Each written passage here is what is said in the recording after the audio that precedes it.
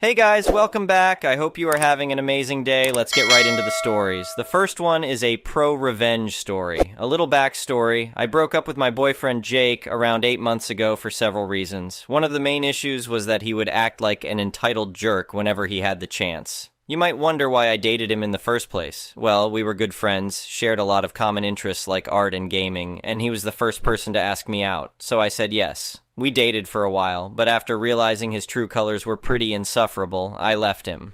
Now, onto the story. Jake didn't handle our breakup well. At all. He would leave nasty notes in my locker, bag, or even mailbox since he knew where I lived.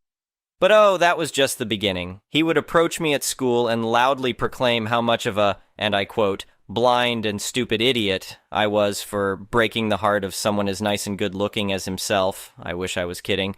Needless to say, me and my friends got sick of it pretty quickly, especially since he would interrupt us whenever we were talking so we could all listen to his high and mighty speeches. He would also ask everyone, out loud, at lunch, if they would want to see my nudes, which he didn't have since I never sent him any. This went on for a while. One time when I was about to head home, I saw Jake's dad waiting by his fancy orange sports car with black accents. It had only 2 doors and what looked like leather or some premium material on the seats, waiting to pick him up. So I tried talking to him about what had been happening, hoping he would help me out. Spoiler alert, he didn't. Instead, he ignored everything I said and started ranting about how sad I made his son and that I'm the reason he had depression. I was fuming but said nothing. Here comes the petty revenge part of this story. For reference, Jake, my complete jerk of an ex, Jake's dad, also interpreted as entitled dad, Jake's mom, also interpreted as entitled mom, Ryan, my best friend Emily, best friend's sister, me.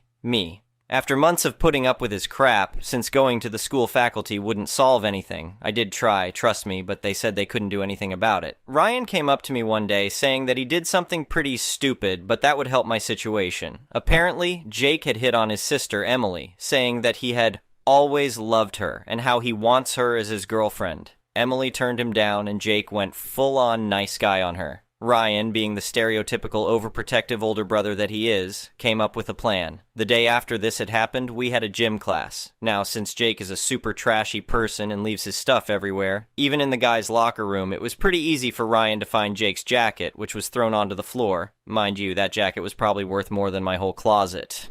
So, Ryan had taken a small pouch filled with something that had a terrible smell. Ryan has a cat, so I assumed it was some rotting cat food or something like that, but he never told me what it actually was. He placed that into the pocket of Jake's jacket along with a note saying, "Stay away from my sister and me. Good luck with the smell."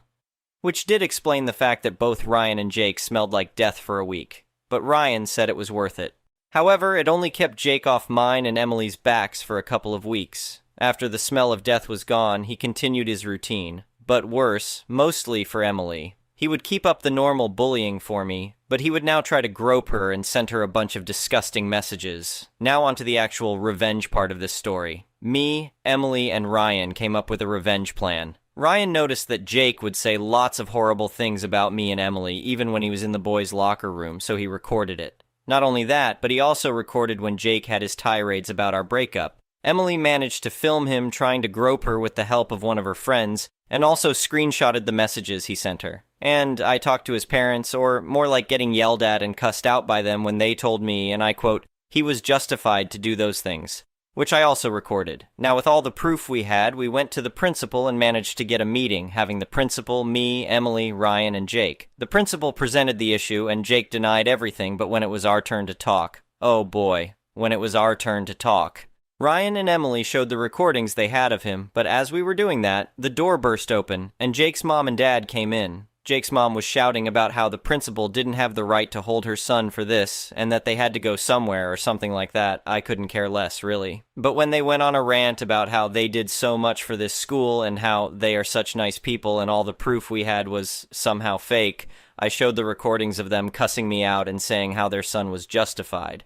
Now, I wish I could have stayed around to see the faces of the parents when the principal called them out on their crap, but he told me, Emily, and Ryan to get out. However, as we were laughing to ourselves in the hall, we heard some stuff along the lines of, "You were lying to me about these events, and Jake will be suspended until I figure out everything else you've been lying about." Later, though, I found out that Jake's parents had actually donated a significant amount to the school, which was pretty much saying, let my son pass his classes even though he has bad grades, but was officially deemed a donation. Since the principal didn't want to take any more of this, he decided to suspend Jake from coming to school for the rest of the year and have him stay back a year. Now, since my school is separated into 2 campuses, my class will be moving to that other campus next year while he will be staying at this one. But knowing his parents, they would probably have him move schools. However, I won't have to deal with him anymore, or at least for a long time. This happened a few months ago, and ever since then, I haven't heard anything from Jake. Emily got a boyfriend, which Ryan did an FBI-style check on, typical overprotective brother. And Ryan also confessed to me, which was nice, but since I just got out of that mess, I decided to take things slow and not put a label on it yet. So, things ended up pretty great. But I learned that you never really know someone's true colors unless you are really close friends, date, and then break up, I guess. "Yo, what's up, Emily?" Ryan asked as he approached her in the hallway. Emily turned to face him. "Hey, Ryan. Not much. Just heading to class." Cool. Listen, I wanted to talk to you about something." Ryan's expression grew serious. "What is it?" Emily asked, sensing his shift in demeanor. Ryan leaned in closer. "It's about that jerk, Jake. He's been giving you a hard time, hasn't he?" Emily sighed heavily. "You have no idea. The things he's been saying and doing are just unacceptable." "Yeah, that's what I figured," Ryan said, shaking his head. "Don't worry. I've got a plan to put that entitled prick in his place." Emily's eyes widened. "Really? What do you have in mind?" Ryan smirked mischievously. "Let's just say it involves a little payback for all the crap he's been pulling. The next one is an entitled people story. I've lived in my house for over 20 years, and for the most part, it's been smooth sailing with my neighbors. That changed when a new homeowners association board was elected last year. Right away, they started making all sorts of new rules and regulations that no one asked for. I tried to ignore them at first, but it soon became impossible. The first issue was when they sent out notices that all houses had to be painted certain approved colors. They gave us a short list of muted earth tones that they claimed would improve neighborhood aesthetics. My house has been a cheerful pale blue for the past 15 years, and I had no intention of changing it to bland beige to satisfy their ridiculous demands. I figured I could just disregard the letter since our homes are all on sizable lots. Who cares what color my house is painted way back from the street? But a few weeks later, I got an angry knock on my door. There stood Kyle, the Homeowners Association president, with a citation threatening me with a fine if I didn't repaint my house. "This blue is unacceptable," Kyle huffed with authority. "It's a vulgar color and ruins the ambiance we're trying to cultivate." I tried to reason with him that my house was barely visible from the road, but he wouldn't budge. His mind was made up that my little act of rebellion was destroying the entire neighborhood's vibe. I finally had to shut the door in his face just to get him off my porch. A few days later, another notice showed up saying I had 30 days to paint my house or the fines would start accruing. $100 a day for non-compliance. I'd had enough and called my lawyer to ask what rights I had to keep my house looking how I wanted. She assured me that since I wasn't bound by any homeowners association agreement, they couldn't actually force me to make changes to my property. Buoyed by that knowledge, I ignored the notices and went about my business. I almost wished Kyle would show up again so I could smile smugly in his face about my lawyer's advice, but I didn't see him around. Until one Saturday morning when I was out doing yard work. I heard tires crunching on gravel and looked up to see a police cruiser pulling into my driveway. Before I could react, 2 uniformed officers got out and approached me. One had a sheaf of papers that he handed over, while explaining they were there to issue a formal citation for my building code violations per the Homeowners Association's complaints. I couldn't believe what I was hearing. I glanced through the pages, which outlined in meticulous detail everything from my non-compliant house color to the lawn furniture on my patio that apparently also violated some new Homeowners Association guidelines. The officer droned on about possible fines and court dates if I refused to remedy the infractions. But I barely listened. I was so furious about these unelected busybodies weaponizing the cops to harass me over such trivial homeowners association rules. As calmly as I could, I informed the officers that I did not actually belong to the homeowners association, nor had I agreed to abide by their covenants. Therefore, they had no authority to enforce arbitrary rules on my private property. I pointed out that the citations they were issuing had no legal grounds whatsoever. The cops hesitated, seemingly caught off guard that I was refusing to be intimidated. After some uncertain hemming and hawing, one officer radioed back to dispatch while his partner questioned me about the Homeowners Association's claims. I simply reiterated that I was not bound by their rules in any way. After a few minutes of terse back and forth, the officers finally conceded that they did not have cause to legally compel me to change anything on my property. With some grumbling about having their time wasted, they got back in the cruiser and vacated my driveway, citation papers left strewn on the ground. I nearly shook with anger as I watched them drive away. How dare Kyle sick the cops on me in an effort to get his way? I immediately called my lawyer and told her what happened. She reassured me that the Homeowners Association had overstepped their bounds and advised me to document everything in case they tried something again. Armed with that advice, I installed security cameras and prepared myself for an escalation in hostilities. Sure enough, a few days later, a letter arrived threatening me with a lawsuit if I didn't comply with the Homeowners Association's list of demands. But I knew better than to give in to their bullying. Over the next few weeks, notices kept coming and the fines they claimed I owed grew higher and higher. But I stood my ground, secure in the knowledge I had every right to enjoy my property as I saw fit. My refusal to bow to their pressure clearly frustrated Kyle and his band of busybodies. They must have realized that a lawsuit against me would be fruitless, but they weren't ready to admit defeat. Instead, they doubled down on snide comments and gossip meant to harass me into compliance. Every time I was in my front yard, clusters of Homeowners Association minions would walk by, whispering loudly and shaking their heads about how I was ruining everything. Passive-aggressive texts circulated about my antisocial behavior. They were fully embracing their roles as mean girls of the neighborhood. But I didn't stoop to their level. I waved pleasantly and went about my business. The months dragged on and still I didn't budge. My house remained its cheery blue hue, and not even a lawn ornament was shifted to appease them. Until finally, a white flag was raised when I got a letter from the Homeowners Association president advising that pursuance of complaints against my property were being dropped. They mumbled some nonsense about choosing their battles, but I knew the truth. They recognized I couldn't be cajoled into obeying their ridiculous demands. It was a hard fight, but I emerged victorious against the tyranny of the Homeowners Association, Karens, and Kyles. I'll stay vigilant in case they get another bee in their bonnet about my window planters or garden gnomes, but I think they realized they couldn't bully me into giving up my rights as a property owner. The color of my house may be blue, but my spirit burned a fiery red that they couldn't extinguish. The next one is a petty revenge story. I was flying in the window seat because I like looking out the window. The woman sitting next to me reached in front of me multiple times to close the window shade. She never asked me, she just reached directly in front of me to close the shade. I would immediately reopen it, and a few minutes later she would reach in front of me again to close it. It was a noon domestic short-haul flight, so no reason to need darkness in the middle of the day, and absolutely no excuse for violating my personal space multiple times without asking me or acknowledging me or treating me like a human in any way. So I pulled out my book and turned on the reading light, despite there being ample natural light from the open window for me to read. I then positioned my hands in such a way that my watch would reflect the reading light directly into her eyes. I read like that for an hour, jiggling my hand the entire time, so it would shine the light back and forth across her eyes and be super distracting and annoying. Once we landed and she took her headphones off, I turned to her and said, "Next time you fly, book a window seat if you want to control the window, or at least treat me like a human and ask me before you violate my personal space. What you did is unbelievably rude."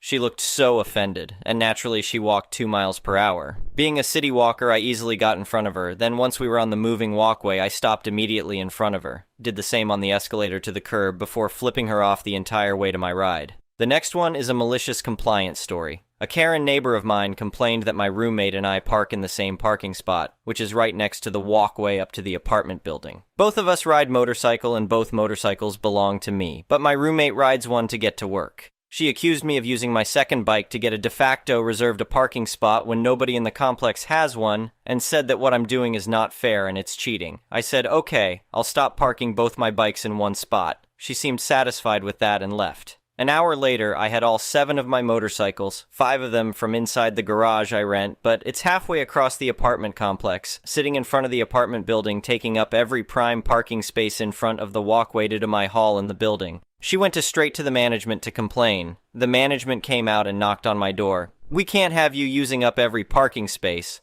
"Let me guess," Karen complained. "Yes." "Yeah, she told me I'm not allowed to have 2 bikes in one parking space to reserve a space. I'm not doing it to reserve a space. Both my roommate and I ride both of the bikes we park in that one space. All the bikes belong to me, but I gave the keys to one of them to my roommate to ride for commuting to work. The other one is my bike for going wherever I need. We park both in one spot to be nice and conserve parking spaces so other people have somewhere to park." I was just showing Karen what would happen if I'm only allowed one bike per parking space. The other 5 bikes are generally in another parking space in my garage where I keep the bikes that don't ride frequently. The apartment manager said, "I understand, you made your point and I'll talk to her. Please put the other 5 bikes back in the garage." "No problem," I said. "It's been a few weeks, haven't heard from Karen." The next one is an entitled people story. I would like to know if what I did was wrong, so it's a long story, but I'll start it at the best place I can think of, the start. I am currently homeless. I don't drink. I don't do drugs. It's completely because of a medical issue. This is relevant because it means I spend almost all my time outdoors in the parks and forests. Well, yesterday I was out for one of my usual hikes through the woods while going through a parking lot that has access to the trails. I came upon a raccoon in the parking lot at high noon. I know it's not an unusual thing to see a wild animal in and around the forests and parks, but this time was different. The animal was rabid. It was clearly very sick. It had all the signs of rabies. It was foaming at the mouth, wandering around the lot, dazed and confused. Worst of all, it was approaching people. It tried to come out to me, walking on its hind legs, front arms stretched out like it was coming in for a hug. I called animal control and waited for 30 minutes. In that time, I was warning people to stay back. Every so often, the raccoon would collapse and have a seizure, slowly recover, and start wandering again. It was clear the animal was very sick and not long for this world. Animal control called me back to inform me that they would be there shortly for the animal and said I could leave. I did. I left and went to get some bologna for lunch and dinner. Well, I had to go back that way to return to camp. 2 hours had passed since I left. When I got back, there was this older woman standing at the side of the parking lot.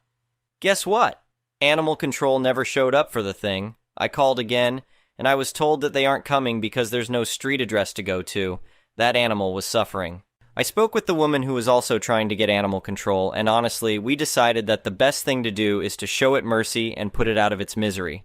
So I went into the woods and found a very big, heavy log, more of a club, to do just that. Well, when I got back to the animal to do the deed, another woman came running up with her cell phone in hand, screaming at me, saying, "What are you doing? You can't do that." She was recording me. We tried to explain that animal control won't come, that the animal is clearly rabid, you can tell it's in pain. She yelled at me, saying it's not my job, that what I was going to do is cruel and illegal, that she's going to call the cops. At this time, the raccoon had collapsed, its entire body shaking. It was having another seizure. I really didn't want to do it, honestly. What I had to do hurt my heart. But I did it with one whack, ended its suffering. The woman who was helping me thanked me for being the one to do it. The other one who was yelling followed me, screaming, calling me a dirty bum, disgusting, a monster, screaming I am going to jail, and some really nasty remarks about how they are going to have fun with me in prison. Honestly, I feel horrible for doing it, but I think I made the right choice. The next one is an entitled parent story. I have a beautiful 2.5 MO baby. My dad started fighting with me because I refused to leave her alone with him until he shows me he can take care of her, change diaper, feed from bottle, warm up breast milk, etc. We had a huge fight, there was yelling, and when I told him the next day that I can't do this anymore because it's preventing me from caring for my baby properly, he complained that I am putting her over my relationships with him. Duh. So I told him she is more important, and I will talk to him when she doesn't need me 24/7 and blocked him. My mom came over a few times the next week and eventually asked if she can come over with my dad so he can see her. I said yes. He came over, threw a fit that she's asleep, and left. The next day, I was at my parents' house with her while my dad was at work. I was downstairs in the living room with her when he came back home early. My mom offered him to wash his hands and hold her, something we also fought over, and he just stopped angrily upstairs, and when Mom went to talk to him, he apparently wanted her to bring my baby to him without me. I obviously refused because she's so small and I don't trust him even with Mom's supervision, and he is now claiming I am keeping her away from him. To be honest, maybe I should. The next one is an entitled people story. I, 27F, am 5 months pregnant. I have pre-existing health issues that I manage by having a diet with no meat of any sort. This has caused me and mother-in-law to have conflicts, especially when I refuse to eat the food she makes. I used to either come and not eat anything or just stay at home. Since I'm pregnant, I could not attend Thanksgiving and not bring food with me out of respect for MIL. I cooked a small meal and brought it with me. Mother-in-law made a fuss about it, but justified it as I was making a mistake robbing her grandbaby of getting all meat benefits. I explained that I take supplements as replacement, but she shrugged and was upset. We waited till dinner table was set. Mother-in-law didn't let me help or go into the kitchen at all. She took my dish and said she'd reheat it for me and put it on the table. Yet, when I sat down, I was stunned to have discovered that she had not put my dish there. When asked publicly, she denied receiving any dish from me and started asking if I accidentally left it at home or the car. There was a huge blow-up. Mother-in-law tried to convince me to sit back down and just eat what she put on the table. I refused, but my husband insisted and told me to let it go this time. I decided to leave. I grabbed my stuff and walked out. I found out that she threw out the dish I brought and tried to get me to just eat what she put on her table. She said that she was looking out for grandbaby's health, and my husband said it wasn't worth leaving the celebration and causing a scene. We had a big argument, and his mom thinks I'm being dramatic and hard to deal with. Was I the a-hole for walking out? Info: the dish I brought was supposed to keep me full and provide me with all the benefits. So it wasn't like any of her appetizers or side dishes. I also put work into making it, and it cost me money. She keeps insisting it's about her grandbaby and her concern for their health.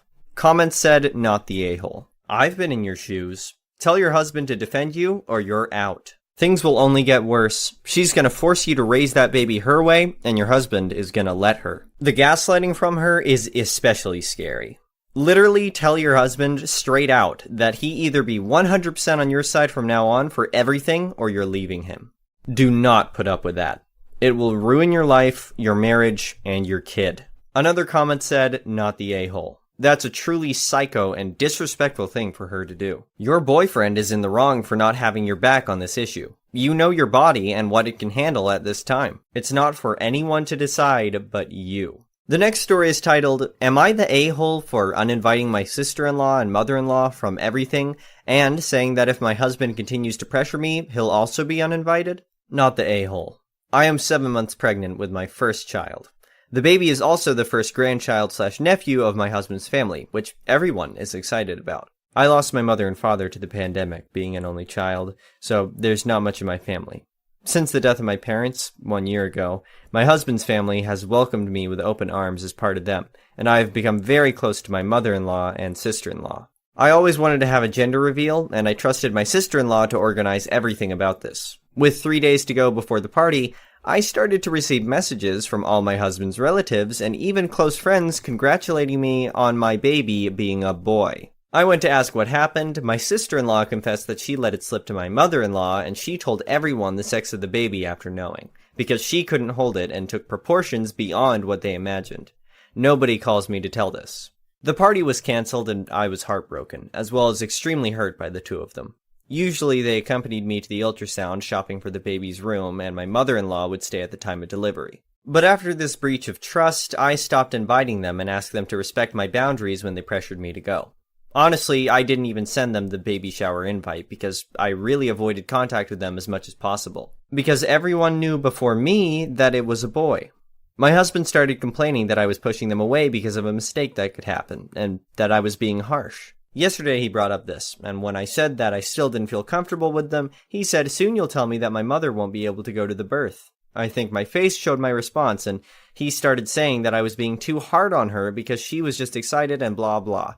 I had my limit and said, if you keep pushing me, it won't just be your mother who won't be on my labor. So either stop or you won't come in. He started to say that I was crossing lines and that he had a right to have this moment. I was taking this with them too far. He slept on the couch and doesn't talk to me more than necessary. Am I the a-hole? Comments said, not the a-hole. My husband started complaining that I was pushing them away because of a mistake that could happen and that I was being harsh. This wasn't a mistake, this was a choice. Your sister-in-law made a choice and told mother-in-law. Mother-in-law then made a choice to tell everyone else in the family. Your husband is making the choice to pressure you into things, which is leaving you to make some choices of your own now. You are allowed to make your own choices.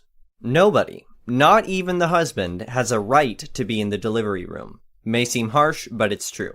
The person going through the procedure has the choice of who gets to be in there. Birthing a child is not an all-access pass for everybody else who wants to be in there. It's not a spectacular sport, it's a medical procedure to get a little human out of another human.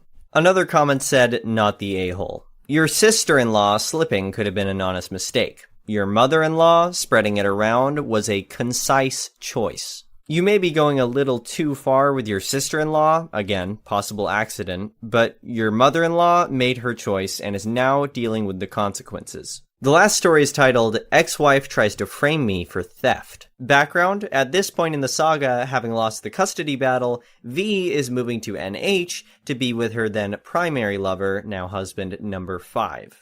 A detail that amuses me to this day is that he shares the same first name as the FB lover from CA as mentioned in my first post. I always refer to them as Paul number 1 and Paul number 2 when talking about them. Yes, I'm easily amused. The incident. About a month after the custody hearing at which I got full physical custody of Rebecca, V and I had an email exchange in which we agreed that I would go to her apartment and take Rebecca's captain's bed and some of Rebecca's belongings the day before movers arrived to pack up Voldemort's stuff. She was moving 75 miles away to central NH, having burned pretty much every bridge in the area. As Sam drives a truck, he graciously agreed to come along to both help and to be a witness. So we get there around 7:20 p.m. and knock at the door. After a brief wait, V opens the door, iPhone glued to her ear. She sullenly mumbles something about her stuff is upstairs and then heads off to her second-floor bedroom, weaving and mumbling something that made me stop and think. I didn't quite get it, but I recall thinking, I really cannot go in here at all without a witness. I stick my head out the door. Sam, come on. You need to come in with me. So, we go in. Holy crap. It's a tip. It's not quite filthy, but it's beyond cluttered. By now, V has disappeared into her room, complete with slamming the door, so it takes me a bit of wondering to find Rebecca's room. It's not just that she's in the middle of packing, but there is crap everywhere. Dust, cobwebs tracked in dirt, unwashed dishes, empty boxes of wine, dry dog food scattered and trampled underfoot. I can see that it's quite a nice place. An open living area with a balcony overlooking it, and lovely woodwork, and exposed beams and insert shelves in the walls. An antique wood stove on a hearth is blazing away. Really, lots of potential. But a tip, nonetheless. So Sam and I start gathering up Rebecca's stuff and take some stuff out to the car. I realize we need an Allen wrench to take apart the bed. So I go out to the car to get one and come back in. In the lull in activity, she had come back into the living area but went right back into her bedroom as we climbed the stairs, phone still glued to her ear. It takes a bit, but we finally get the bed taken apart and have moved most of the stuff in Rebecca's room out to the front lawn. Without conferring, it's clear Sam and I both decided to get the stuff to the front lawn and worry about packing the vehicle after we're completely out of the house. It's at this point that it starts to get weird. Sam is carrying out the second to last load when V pops out of her bedroom door, looks out from the balcony and says, "Why are you taking stuff out of my house?"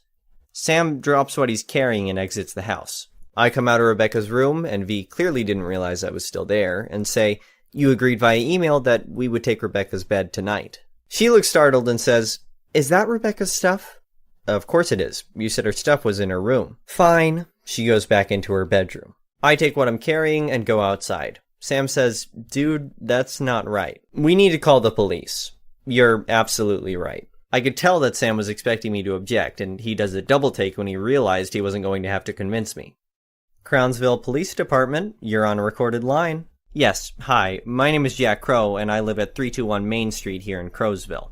While I'm talking to the police on the phone, I'm aware of V coming to the door and opening it, and becoming quite agitated as she realizes I'm talking to the police. By the time I finish the following explanation, she has slammed the door and is tromping around inside the living area, heatedly talking on her phone.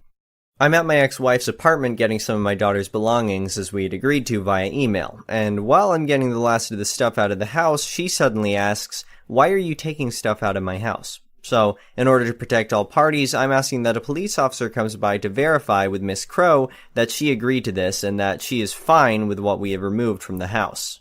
"An officer will be right there, Mr. Crow."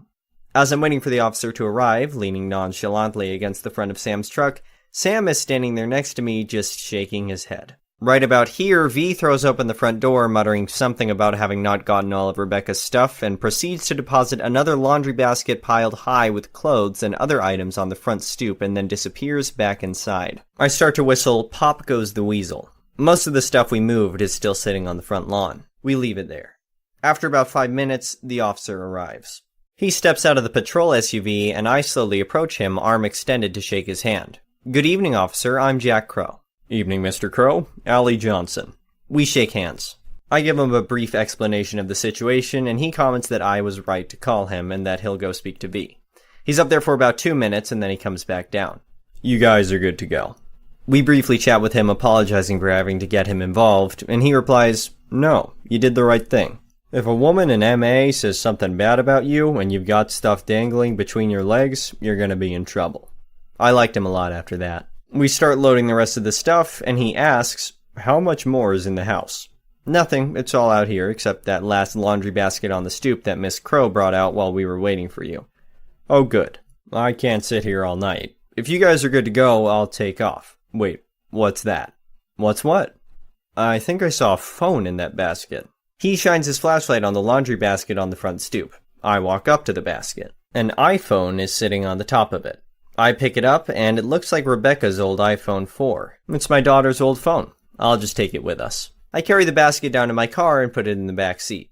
Just as I'm walking away, it rings. Incoming call from V's landline. I realize it's V's phone. I pick it up and answer it. Hello? Click. I look at the front. There's a text from Paul number 2 on the lock screen. Is he gone yet? Yup, it's her phone. Wait, officer, I was wrong. It's Miss Crow's phone. Could you return it to her? He takes it from me and returns it to V at the front door and walks back down to us. Okay, you're still good to go. I'm gonna go now. If you could, swing by again in 15 to 20 minutes. If we're still here, you might want to pull in and make sure we're still okay. Sounds good. You two take care. Not 5 minutes after he pulls out, and while we're still loading stuff, V again pops out of the front door, phone glued to her ear. Is the officer still here? No. Get him back. Why? I want him back. Get him. And back inside she goes. I'm briefly tempted to tell her, if you want the cop back, you call for him. But that little voice in my head says, you call. So I redial Crowsville's finest and request that Officer Johnson return to the address. Again, Sam and I assume our waiting positions at the front of the truck. This is why I didn't want Rebecca here tonight. Good call. A few minutes later, Officer Johnson arrives. Hey, Officer Johnson. Long time no see. He grins at me. She just came out the front door just after you left, asking for the police to be called. I'll go see what she wants. He goes up there and V hands him her phone. He talks for a few minutes, hangs up the phone, continues speaking with V for 20 more seconds, and then returns to us. I look at him quizzically. No worries, guys, you're still good to go. But I'm gonna stay here until you're done. I continue to give him the raised eyebrow. She wanted to accuse you of trying to steal her phone, but I pointed out to her that I was the one to notice it in the basket you hadn't touched yet, and that you were the one to ask me to return it to her. Her boyfriend asked if you could be made to wait until Sunday, but I told him no, they've got 3 more things to load and they're out of here. Just finish up, guys. We all want to get home where it's warm. We finished up, and we all shook hands and got out of there. The next one is an entitled people story. My partner lost her new job last month unexpectedly, completely out of the blue, for absolute bullcrap reasons, but that's a whole other story. She's been looking for a new job, but there was no way she would be able to find one in time to avoid a lapse in health insurance, which isn't really an option for us. In order to get her on my insurance, we decided to just go ahead and tie the knot. We've already been in the process of planning our wedding next fall for quite some time. One of the first things we did was pick a venue. At first, we had our hearts set on the local botanical gardens, aka Venue A. We spent a lot of time there, and even had a membership for a year before our finances dissolved into chaos. But when we reached out to them, we discovered that their prices and policies are insane. The venue itself has a large rental fee, which we expected and planned for, but then they nickel and dime you with a bunch of other mandatory charges. You have to use their vendors, everything is per guest, and they have a 125 guest minimum. We don't even know that many people, let alone that many we would want at our wedding. All told, it was going to be upwards of $10,000 for their most basic packages. And on top of all that, they and their vendors couldn't even promise me a meal I could eat. I'm violently allergic to gluten, and so is most of my family. So naturally, that was out of the question, and we picked a different place. Venue B, local arboretum with much, much more reasonable costs/policies, extremely helpful staff, and options for food allergies. We still plan to have our real wedding there next fall, and couldn't be happier with our choice. But when we were deciding where to have our little marriage ceremony this week, with just our closest friends, I had an idea. It was only 6 of us, so I had everyone buy a regular general admission ticket to Venue A, We went in, found a little secluded corner, and held our tiny ceremony there without all the bullcrap charges. We then pranced around the venue, taking lots of cute pictures together to celebrate our marriage, all for the low price of general admission. And because I'm extra petty, whenever we do have the financial leeway to become members again, we're going to instead sign up for membership with Venue B. They're both part of the National Reciprocation Program, so membership at one grants entry at the other. And we've decided that Venue B deserves our money more. Suck it, Venue A. The next story is titled, Don't Want to Pay for the Work? Alright, I'll undo it. I'm naming the company name because I've had many issues with them, and everyone should be warned. So, have to say this first, beware of working for the delivery service Shipt. Today, I picked up an order for delivery. It had gone promo, money added on Shipt. It was for delivery in a town that is 15 minutes from the store of purchase. Alright, not too bad for $16, especially since I live within 10 minutes of the town I was delivering to. I take it. I go to the store, receive the groceries, and I'm on my merry way. I send a text to the customer that I'm on my way and will reach them before time. No response, so I give a quick call. It does a weird thing and ends. Doesn't even go to voicemail. Huh. Whatever, I sent them a text. Get to the house, knock, no answer, leave the bag outside the door, and walk away. Make it to my car. Start said car. Woman pokes her head out the porch door as I'm about to leave. You are very lovely, woman on porch. Thank you for your kindness. Waves me down, looking highly confused. So I, unfortunately, stop the car and get out. Woman asks what this is. Why, your order, ma'am, I say, looking all happy. I didn't order anything, she says. Oh no. Did anyone else in the house? Nope. Oh no. So there's a wrong address on the delivery. I've never dealt with this before, and I have to leave to catch a movie with my friends in 30 minutes. Cue me going door to door at each house on that small street while reaching out to Shipt support and while trying to call the customer again. Does the same weird thing with the phone. Give up on that. Proceed to knock on doors. Nope. Nobody's. Alright. Shipt's suggestion? Just drive back and return it. No, Shipt. I am not a delivery contractor. I am not a volunteer, nor am I a charity. I am hired by you to fulfill deliveries. As far as I'm concerned, I have delivered to the address on file. I am not reaching into my bank account to correct someone else's mistake. For the total extra 30-minute round trip, I'll need $10 on top of the initial pay. Thanks, gas, for being so expensive. No, they say, we'll give you $8.10. No, I say. I have plans in now 10, what should have been 30, mind you, minutes, that I will now miss. $8.10 will not cover the gas and wear and tear for the extra 30 minutes. I will need no less than $10 or I will leave them on the curb of the noted delivery address, 580 Blanking Street in Dickoff. We'll give you $5 and can't do any more than that, they say. Wait, I say. $5 on top of the additional $8.10 to make $13.10 on top of what I'm being paid, or just $5? I want everything in writing, specifically because I knew Shipt was going to do exactly what they did next. Oh, yes, $13.10, but we can't do any more, they say. Fine, I'm returning it to the store now, I say. Go to the store, do the whole return process, get in contact with Shipt as they directed me with the requested information, get a message on my phone from Shipt to the effect of, your order has been canceled and $20.80 issued to your account. What? I contact Shipt, say, I'm confused. Say, it looks as though they were only giving me $5 on top of the original order payment when they said I would be compensated $13.10. I was told, oh, we won't give you any more than $5. But you already said, is there someone else I can speak to? Nope. $5. Take it or leave it. Alright, fine. Don't want to pay me the agreed upon wage? That's a breach of contract, meaning you never actually paid me for this return. So, what did I do? I marched right back into the store, asked the worker who had taken the return what she had done with it, snatched the bag up, strode up to a manager, informed them of what happened, and told them since I wasn't being paid to return the groceries, I would be taking them back to the last place I was contracted and paid to deliver them, 580 Blanking Street in Dickoff. Told him if he wanted to be recompensated for the groceries, he could charge shipped, as they were not willing to pay to have them returned.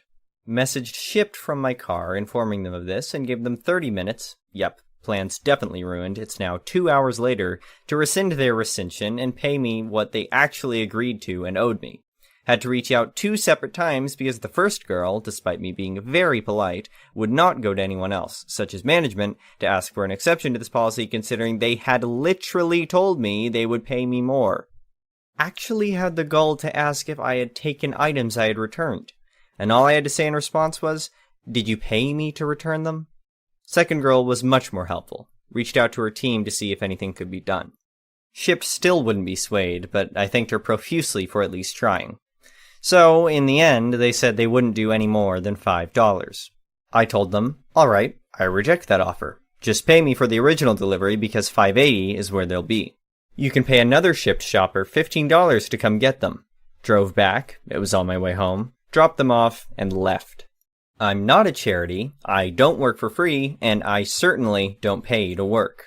I'm going to be messaging ShopRite Corporate directly, along with New Jersey Labor Board, because this is not the first issue with wages I've had with Shipped. And honestly, ShopRite should seek compensation from them. Have fun paying for the more than $13.10 of groceries that are now rotting on the curb, Shipped. Side note, to anyone who may say you're being entitled, no, I am not.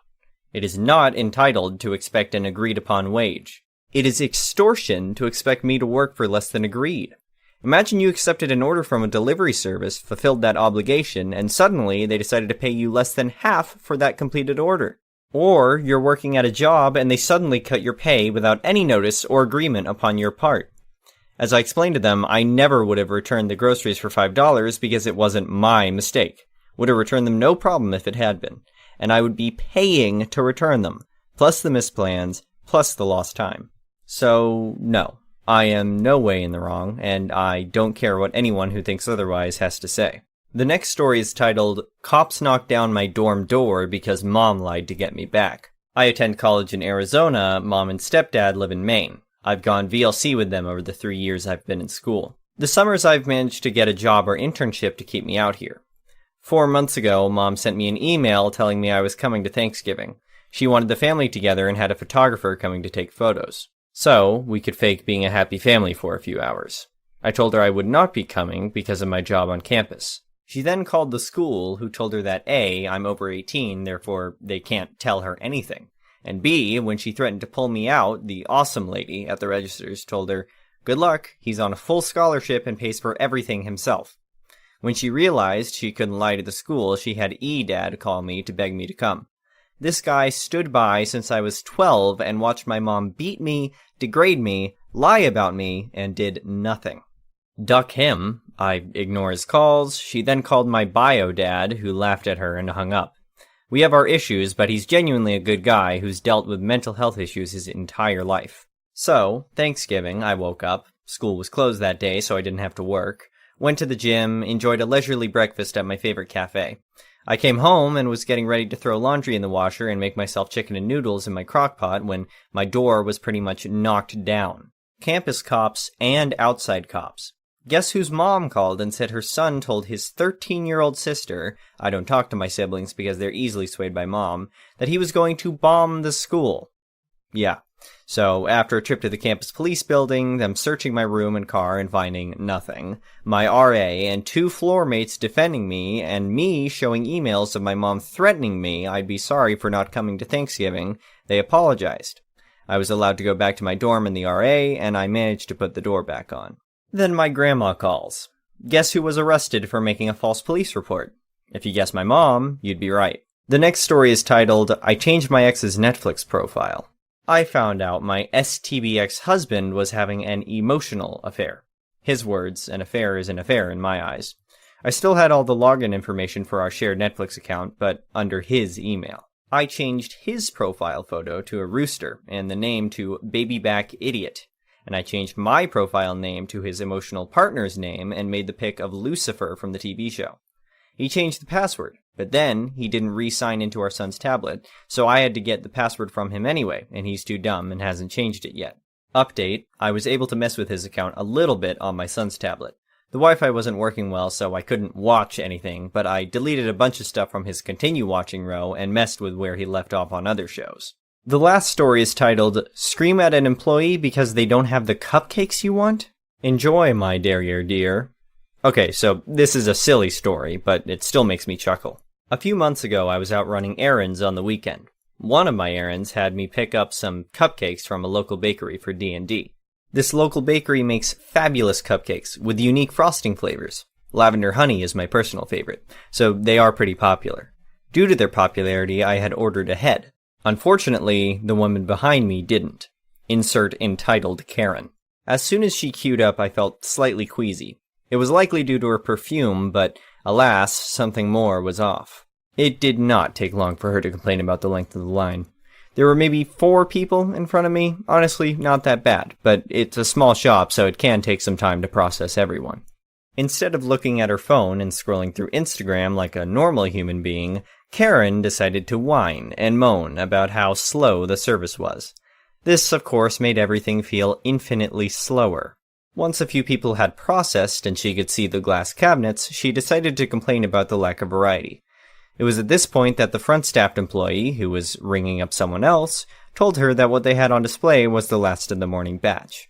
If she wanted specific flavors, Karen would either have to wait for the afternoon batch to be finished or next time order ahead. Karen didn't like that. She huffed about how a bakery, again, small, locally owned, with max 2 bakers, should obviously make more cupcakes than they can sell, because what if she wants a dozen of their seasonal flavor? The employee tried to explain how they made only a certain amount each day and that this is their policy. Again, she could order ahead or come back later. Now, this entire time I had been scrolling on my phone, again like a normal human being, and didn't figure Karen would do anything besides make buzzing noises. I was wrong. We were standing more or less next to one another at the time since it was my turn to pick up my order. Karen's face went into a shade of red I can only describe as overheated pig. She then started berating the employee at how unfair the whole thing was. She just continued to sputter about the atrocity of not having the cupcakes she wanted. Now, it is never okay to scream at someone who is just doing their ducking job. What Karen didn't know was that I had eaten curry the night before. 2 bowls, in fact. I had deliberately been holding my sphincter shut to avoid gassing out anyone. However, I decided to let my butt blow a fellow a-hole a kiss. I turned myself slightly to get ample aim and let it rip. A faint hissing was heard, most likely only by me, as Karen continued yelling. She then suddenly stopped. It's as if the world slowed as her nostrils sniffed the now pungent air. She gagged, ever so slightly, but I heard the disgust. It took everything in me not to erupt with laughter. I pray the employee didn't get caught in the crossfire. They were a few feet away due to the counter, but Karen certainly took the full blast. Luckily, no one else was behind her. I left the shop with my delicious dozen and a little bit lighter. The next one is an entitled people story. I have a neighbor who's a typical Karen. She's a stay-at-home mom and has tried to befriend me countless times before. She sells some kind of multi-level marketing product. I recognize that pitch she used on me. She knows my boyfriend and I are child-free and assumes that we have so much free time, and she keeps dropping hints that she needs a sitter for her 3 kids. I was not interested in befriending her. She gives off the vibe that I need a glass of wine to get me through the day, and her kids are the most spoiled brats I have ever had the displeasure of knowing. I have seen her kid break stuff and throw the worst tantrums at community gatherings and the neighborhood parties pre-pandemic. Surprisingly, she's still liked by a lot of neighbors who are also stay-at-home moms who think they're oppressed. I have also heard from one other neighbor that she's made some racist remarks towards me and said my boyfriend would do better with his own kind of people. For context, I am Indian and my boyfriend is white. So last week, my BF's brother and his wife asked if their kids could come over to our house and spend about a week here. They are both working from home and they said their workload is piling up. We didn't mind. They would just have online classes from our house. We also have a pool in our backyard that they like spending time in. My neighbor noticed this and was livid that I would spend time with my own niece and nephew, but not her precious kids. She has since told everyone that my niece and nephew are over at my house and that I absolutely hate her kids. I heard from one neighbor who told me about her racist remarks that I have offered to watch her kids, but never showed up, none of which is true. I barely know her and told her before that I'm not great with kids in general. So she thinks I'm lying because I can have my niece and nephew over at my house. She has gotten most of the neighborhood on her side, most of which are stay-at-home moms who think they deserve the world because they had kids.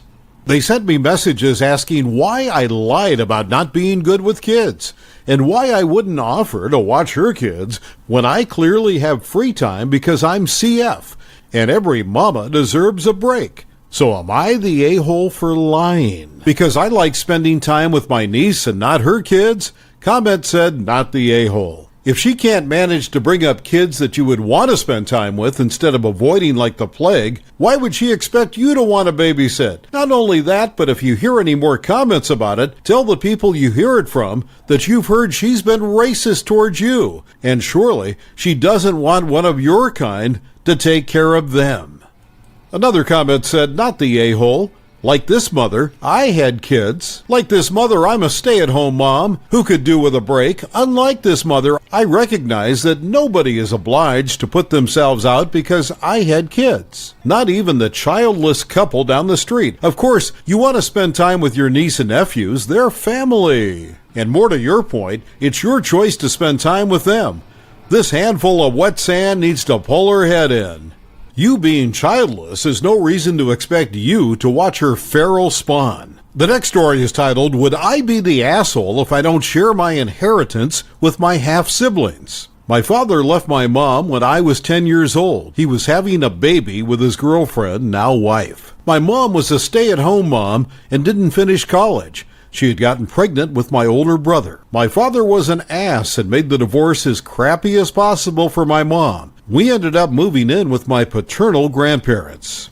He was their only child, and they were disappointed in him. They helped my mom go back to school. Once she finished school, she wanted to pay them back, but they wouldn't let her. They also basically disowned my father. He was invited over for Thanksgiving and Christmas, but that was about it. They did love their other grandchildren, though. They always provided gifts and contributed to their education. My grandmother passed away a few years ago from breast cancer. And my grandfather passed away last year from complications related to COVID. And he left everything to my brother and me. It wasn't a huge estate, and it's not life-changing money.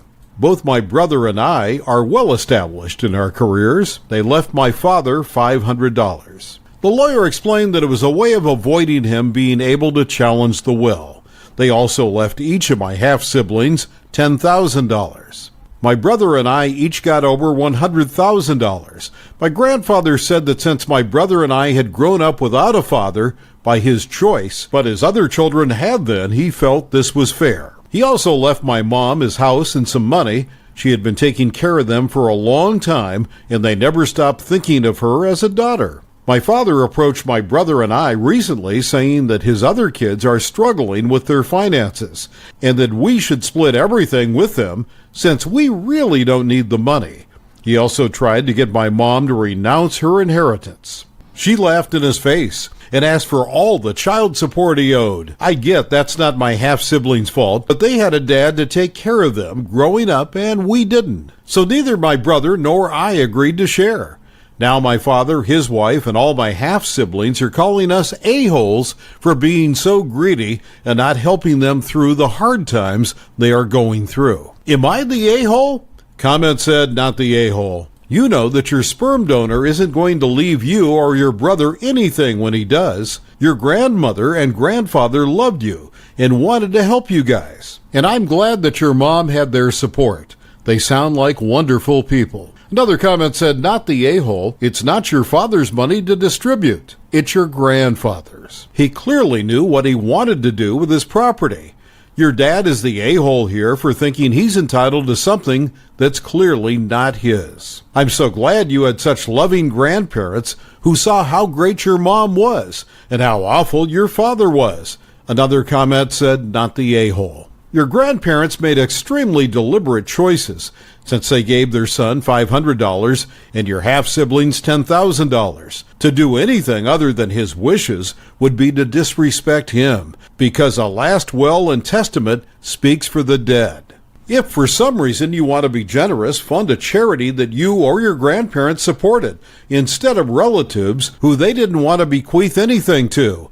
I've never realized there were so many absolutely shameless people in the world who attempt to guilt people into giving them money when they don't deserve it. And of course, the corollary is that I'm a bit surprised that people like OP question.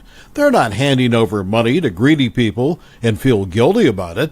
While the money isn't enough to retire on, it certainly is potentially life-changing in the sense that it would either fund tuition for your children or, if invested in something safe like a low-fee index fund, should yield about $750,000. And that is certainly life-changing for you when you retire. The difference for most people between a comfortable retirement with no money worries or reduced to potentially a very meager life. The next story is titled, Am I the A-hole for not kissing the girl I have been dating on the mouth because I saw her kiss her dog on the mouth? So I'm pretty sure I'm not the a-hole, but she reacted so fiercely, I started doubting whether I overreacted. So I've been going out with this girl for a week or 3, grabbing coffee, hooking up, watching a movie. Nothing serious or exclusive, since we both had long-lasting relationships before, and well, we were just scooping each other out, more or less. Not sure whether to commit to anything, but kissing and touching, etc. Normal at this point.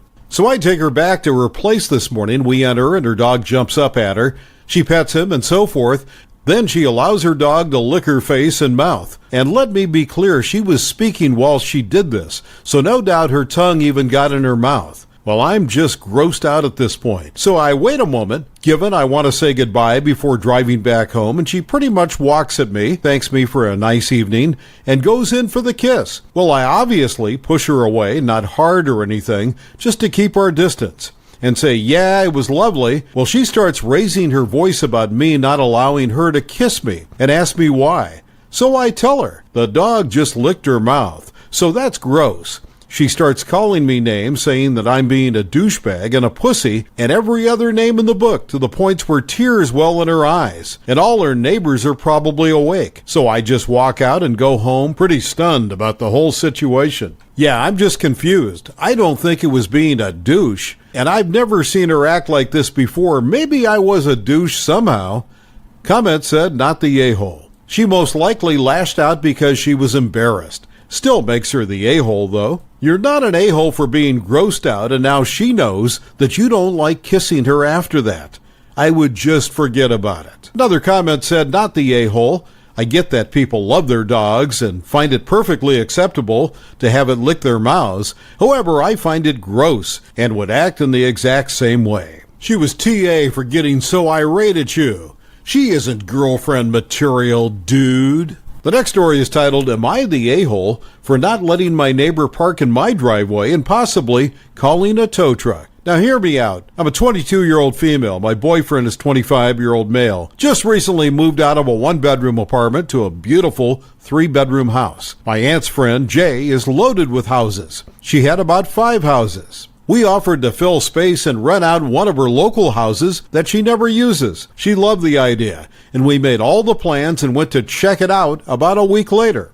While we were at the place taking our first look, we saw 2 cars in the driveway. Jay explained to us that the neighbors to the right have 5 cars and needed an extra driveway. Since she's never there, she agreed to let them use it until when we move in on the 1st, and that they would need to talk to us about possibly letting them keep 1 car there. Well, we moved in on the 1st, and we came by with our moving truck. Driveway was empty. We unloaded everything, and when I left to drop off the truck, day rental, and my boyfriend followed behind in his car, while we were gone, my mom called me saying the neighbors parked their car in the driveway as soon as we pulled out. She went out and mentioned once again to them to talk to us when we get back, but for now, please move it, since I need a place for my car. Well, that was yesterday. I went to work last night. When I got home around 4 a.m. this morning, I have to squeeze into my driveway because once again, their car is parked next to mine.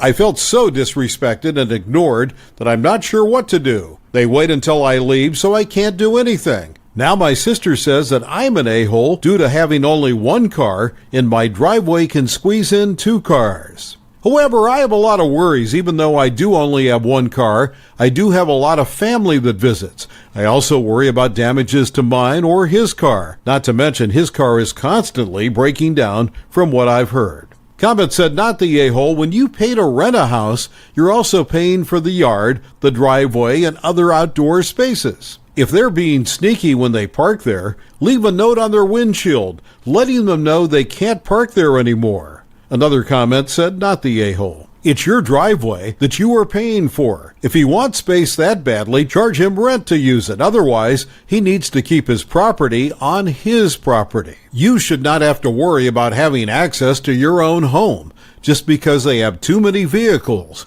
It sounds like they have been told multiple times that they need to speak with you to get permission, and since they are not doing that, go ahead and call the non-emergency line for your local law enforcement and inform them of the trespassing. They can come out and explain things, and that way there'll be a legal record to cover you if you have to have it towed away. The last story is titled, Am I the a-hole for leaving dinner early and causing a scene in front of my wife's family? Let me preface this by saying that I love my wife. I just think she can be a little inconsiderate at times. My son has what my wife calls a deadpan voice. While I admit he doesn't show much enthusiasm when speaking, I think he has a right to express himself in his own way. My wife, however, insists that he needs to be more enthusiastic and vocal. She often tells him to speak up or say it with feeling, and I can tell that it gets to him.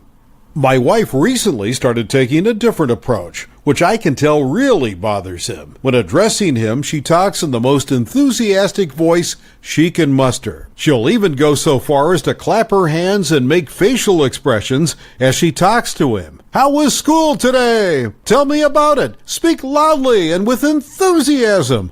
Think kindergarten teacher talking to her students. My son just looks at her like she's crazy, and I can tell he's embarrassed. I have tried to privately talk to my wife about this, but she doesn't seem to get it. She insists her way is the right way, and that our son needs to learn how to be more outgoing. So fast forward to yesterday. We were celebrating Christmas at my sister-in-law's house, and my son asked me to pass the gravy. My wife, in her usual enthusiastic voice, started saying, "Say it with feeling, honey." "Can you ask for the gravy with enthusiasm?" I snapped. "It's one thing to do this when it's just the two of us, but doing this in front of our family was too much." I got up, took my son, took him to the movies, leaving my wife and the other family members. After we got back, my wife pulled me aside and absolutely ripped into me for causing a scene. She said I was embarrassing her and that I was out of line. I told her that I was tired of her trying to fix our son's personality and that I felt that it was a good opportunity to make a point. My wife's family hasn't said anything to me, but I've been getting a lot of judgmental looks from them. I just wanted to stick up for my son. But did I go too far? Am I the a-hole? Comment said, not the a-hole. You actively brought this up multiple times in private with your wife. She has lost all claim to ask for this matter to remain in private because she refuses to act appropriately after being addressed. You are looking out for the mental health of your son and didn't force him to sit there and be exposed to harassment from your wife. Another comment said, not the a-hole. She's unintentionally telling your son that he isn't normal or good enough as he is, which is damaging to his self-esteem. I understand that she thinks she's doing the right thing, but she isn't. 15 is a crappy age to have a parent constantly enforcing that you're not normal. You did the right thing and let your son know he has a safe place with you. The next one is an entitled people story. My crappy neighbor stole my Halloween decorations, and so I'm going to systematically torture him using his animals. In passing, my neighbor mentioned to me that he has problems with the neighbor next to him and the man's chickens. He was trying to convince me that that neighbor has some grandkids that probably stole my decorations. I wasn't buying it. And disclosed he's had problems with them for years because they have chickens. It's allowed here if you only have a few and no males past the age of maturity. His dog goes insane when he sees them because their yards touch and they have metal fencing, not privacy fencing. Guess who's getting some chickens? Our yards don't exactly touch, but he walks that dog past my house every single day, and I have a large fenced-in front yard and a small backyard, so they're going in the front right by where he walks past us every morning and every night. On top of this pretty average plot, I now have a tombstone in my yard that reads, "Here lies the thief that stole my skull." It was a skull decoration that I made just for them. My husband took all the other decorations down because he didn't want them stolen too, and says we can put them up Halloween night since we will be home. Newborn and trick-or-treating isn't a great plan. So the tombstone is the only decoration, and it's pointed directly at their yard. I also intend to have a revolving door of male chickens just the right side of maturity in my yard at all times to sing him and his dog the songs of his people. Once it's too old to keep, I'll either sell it or eat it. We wanted backyard poultry for a while now anyways, and didn't do it because we were renting. But our landlord allows it, and I'm gifting them some fresh eggs for helping me get what I want on the two fronts. The chickens I wanted, and the petty revenge for stealing my Halloween cheer. I feel kind of bad for the dog, but it won't hurt him to give something else to bark at. And while my neighbor is a douche, I don't think he will harm the dog for barking too much. The next story is titled, "Want to Talk Right Now?" Nope. Okay, so this is a last few days thing. My car insurance expires in a few days, end of October. Naturally, my insurance company tries calling me every day at about 11 a.m. This time is a university classes time for me, so I've been ignoring the calls for some time, knowing I'll renew my insurance on the app. One day I was free for 3 minutes, exactly when they called me. The call went like this. "Hi, is this OP? "Sure, it's me." "Well, we've been trying to reach you for quite some time. Let's renew your car insurance." "Sorry, this is a school day, so I don't have the time right now." "I'll renew it through the app. This is a 1-minute phone call to renew it. Let's do it now." "I'm sorry, I don't have time right now. Also, I want to change my payment method, so I'll do it on the app myself. I've already seen the price there, and I just need to change the payment. I'll do it before it expires." "This is not possible because of a technical issue with our app. Let's do it now. It's just a minute." "Oh, so your app isn't working properly?" "As already said, I don't have the time right now." "Sir, I'll need you to renew your car insurance now. You won't reject any more phone calls from us." "Okay, I see. Your app isn't working and you're yelling. I'll contact you when I feel like it. Goodbye." Cue petty revenge. I decided to do my market research properly. Found a cheaper insurance company, much cheaper, $500 a year, where I'll get more benefits and everything can be done online. This new insurance will also disconnect my previous insurance. The insurance agent's manager called me a day after I paid for my new car insurance. "Hi, OP, I see you stopped your car insurance with us. May I ask why?"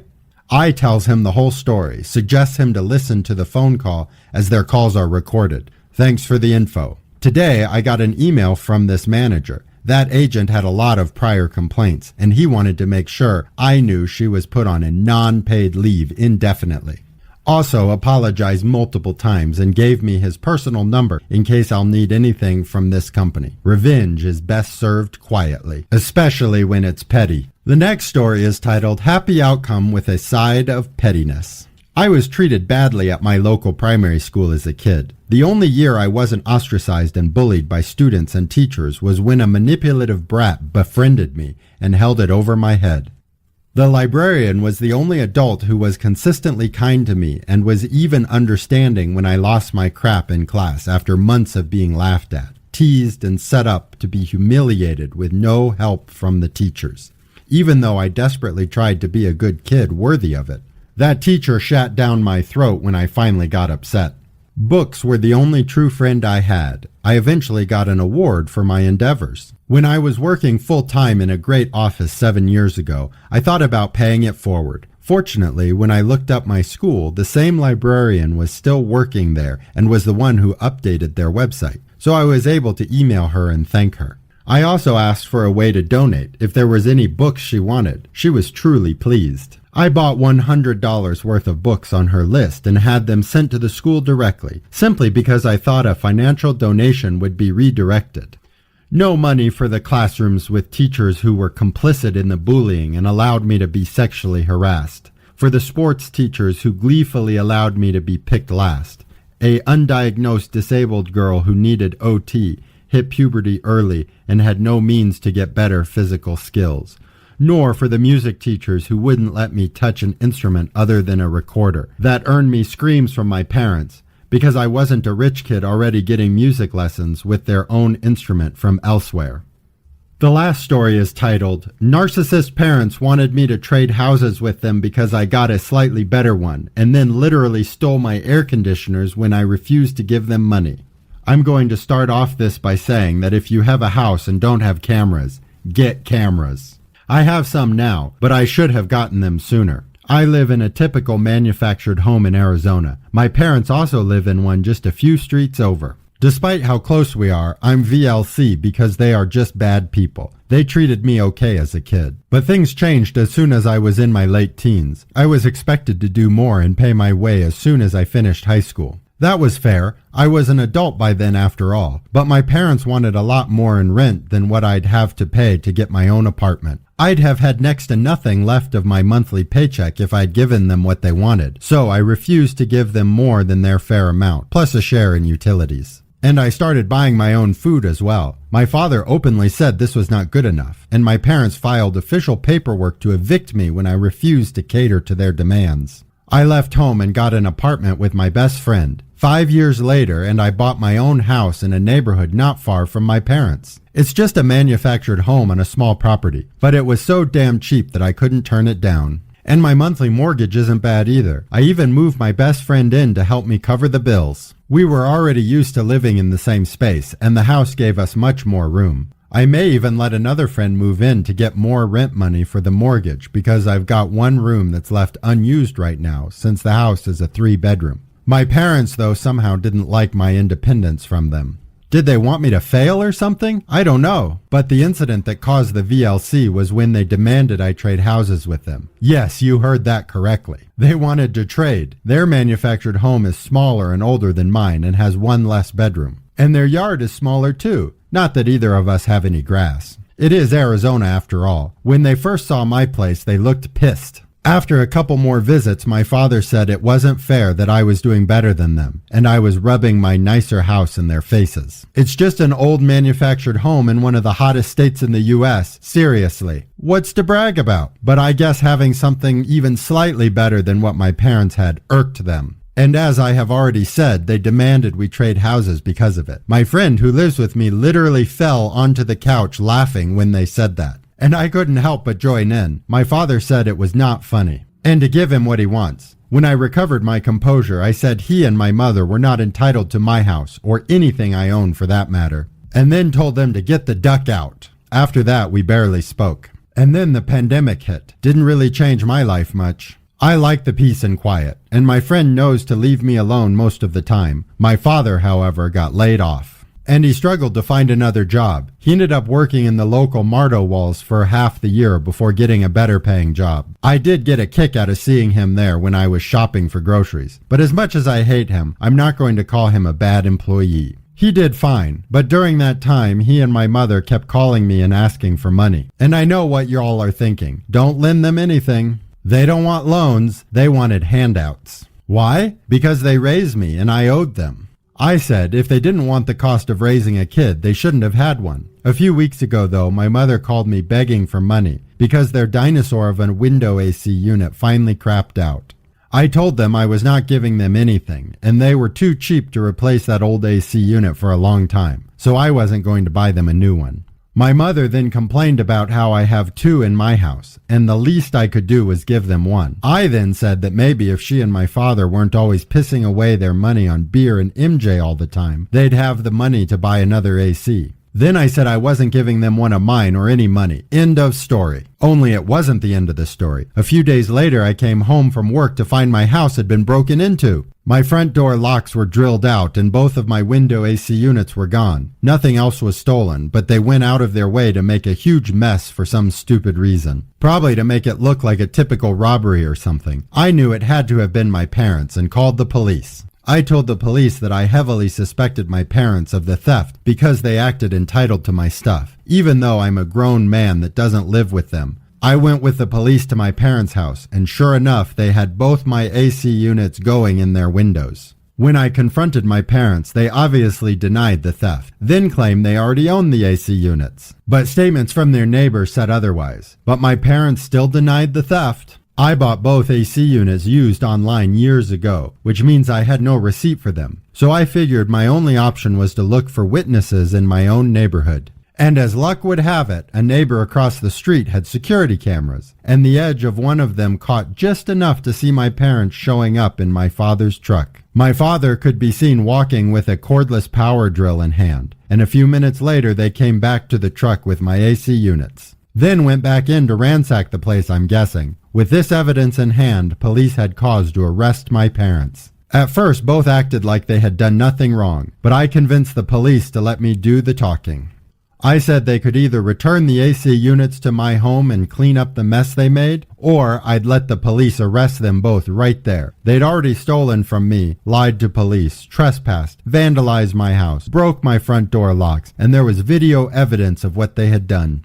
If I pressed charges, they were going to jail for sure. My parents looked deflated, then asked for a moment to talk with each other in their bedroom. I heard a lot of shouting from both, and I could hear my mother yelling that my father was an idiot, and he was trying to blame me in turn. After about 5 minutes, they came back out looking even more deflated, and said that they'll return the AC units and stop bothering me for money if I didn't press charges. I said they were going to clean up the mess in my house and buy new locks for my front door as well. And then I wanted written apologies from both on top of it. They begrudgingly agreed and even got a police escort back to my house. My father was forced to put the AC units back in my windows, and then left my mother to clean up the huge mess they made while he went out and bought replacement locks for my front door. He was gone about an hour and came back with a new stainless steel lock set to replace the knob and deadbolt. Then he had to help my mother finish cleaning. During this time, I let the two cops just sit and watch them while drinking soda. They said it was very entertaining. After everything was cleaned up, I gave my parents each a piece of paper and a pencil. Then I told them to write out apologies to me for what they'd done. My father looked especially pissed and said I was treating him like a child. I said he was acting like one and never stopped treating me as a child either. This was just me holding him accountable, and I could have sent him to jail, but I felt like this was better for teaching him a lesson. Then he kind of snorted and started writing. My mother wrote out a good apology, but my father's was half-assed and passive-aggressive, but I didn't care. It seemed to kill him a little inside to have to do it, and when he was done, he left without speaking to me. My mother said she was sorry and she'd leave me alone, then followed him. The two cops said they thought the whole thing was hilarious, and then thanked me for giving them an excuse to take a break while on the job before leaving.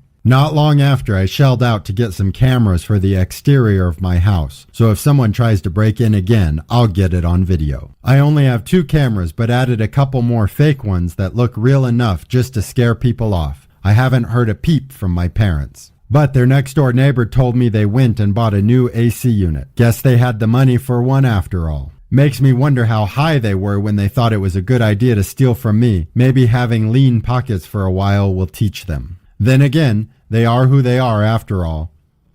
Thank you for watching, and I'd really appreciate it if you would like this video and subscribe to our channel.